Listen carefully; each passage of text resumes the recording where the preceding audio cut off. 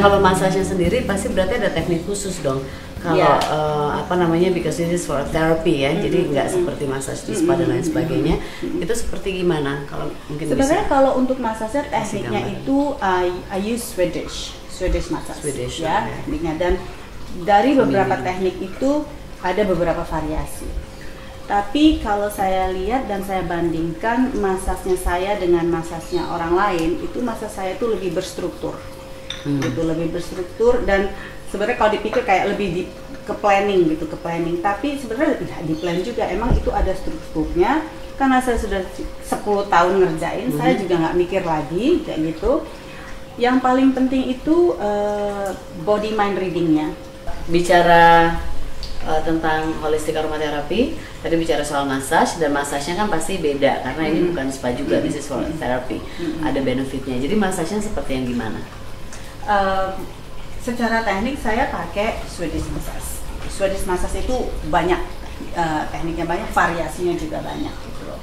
Yang membedakan massage saya dengan massage yang lain, saya merasa bahwa massage saya itu lebih berstruktur ya, dan struktur, lambat, dan kalau deep atau tidaknya itu bisa disesuaikan dengan kesukaan klien gitu.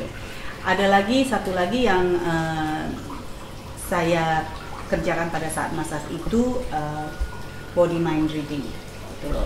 Karena di dalam tubuh kita itu tersimpan banyak sekali cerita, mulai dari kita kecil sampai kita besar. Badannya kan itu aja gitu kan, jadi ceritanya banyak, dan terkadang ada hal-hal yang tertanam di dalam situ, lupa untuk dirilis, sehingga suatu hari timbul kesakitan di situ atau rasa yang tidak nyaman di situ.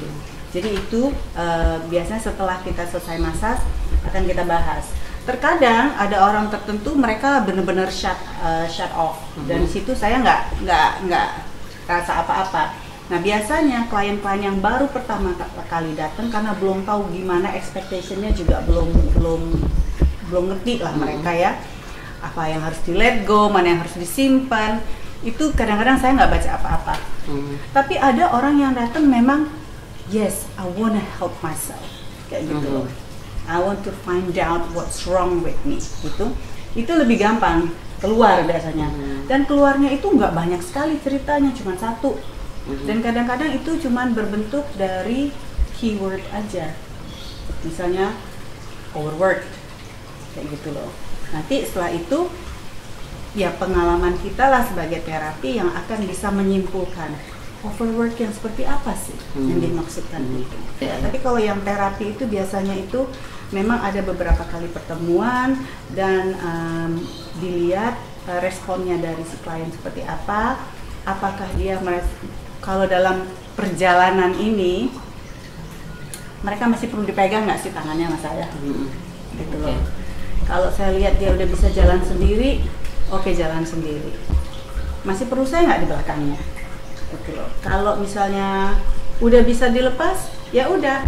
So whenever they feel unsure, mereka bisa balik ngobrol lagi. Tapi jadi berarti untuk setiap case, setiap pasien, whatever they're going through, komplementer apa yang dia perlukan, maksudnya untuk menunjang treatment dia di tempat lain dan lain sebagainya, itu berarti tekniknya bisa dibilang beda-beda ya? And how you read it is different atau?